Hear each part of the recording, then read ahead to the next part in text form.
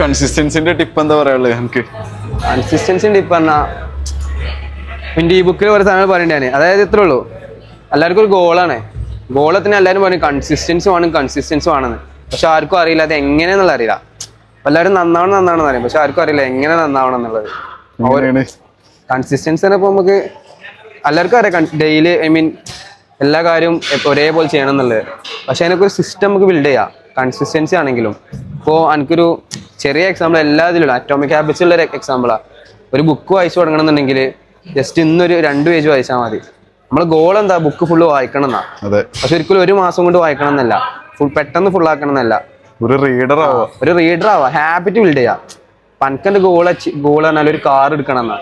ഒരിക്കലും നമുക്ക് എത്ര വേണ്ടി ഓവർനൈറ്റ് സക്സസ് ഉണ്ടാക്കാൻ പറ്റില്ല. അപ്പൊ കാർ എടുക്കണേ എനിക്ക് എത്ര റവന്യൂ വേണം, എത്ര ഇൻകം ബിൽഡ് ചെയ്യണം എന്നൊക്കെ ഈ ആദ്യം കണക്കൂട്ടണം.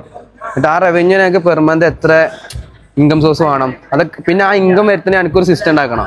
ഓരോരോ സിസ്റ്റങ്ങളാ. അതായത് നമ്മൾ ആദ്യം ഗോൾ ഉണ്ടാക്കുക, അതിനൊരു ബ്രേക്ക് ഡൗൺ ഉണ്ടാക്കുക. ഇതൊരു ഗോൾ തരം, അതിന് നമ്മൾ ബ്രേക്ക് ഡൗൺ അങ്ങനെ ചെയ്യണം. എന്നാലും അങ്ങനെ അങ്ങോട്ട് എത്തുള്ളൂ.